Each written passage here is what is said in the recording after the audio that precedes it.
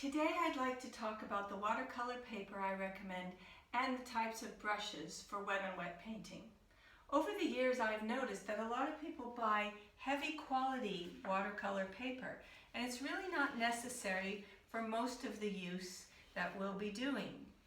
I buy a lighter weight paper, 150 grams or 70 to 90 pound weight. It has to be watercolor grade and it should be cold pressed.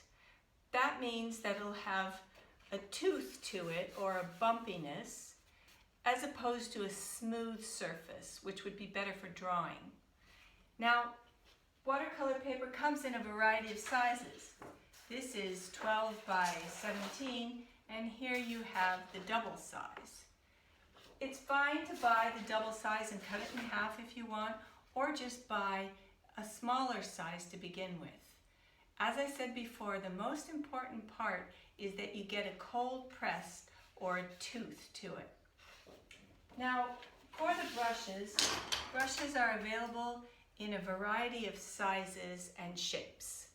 If you buy one with a flat top, that's called a bright. And sometimes watercolor brushes come tapered, referred to as a filbert. I like to buy the long-handled brushes because this allows the student or the painter to hold the brush far back on the handle and get some distance from their painting.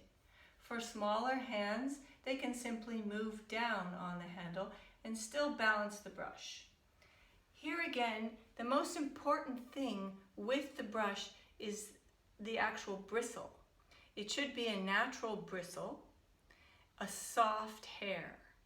There are a variety of animals that are used for this, but synthetic brushes won't take up the color and hold it on the brush very well. So you really need to get a natural bristle brush.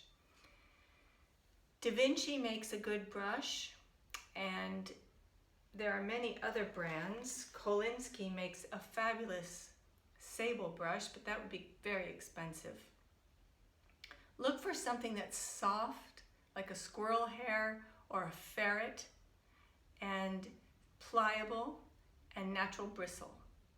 Consider buying a 10 or a 12 to begin with, because that will serve you very well for many paintings. And then if you need to, you could buy a couple sizes down, maybe a 6 or even a 2.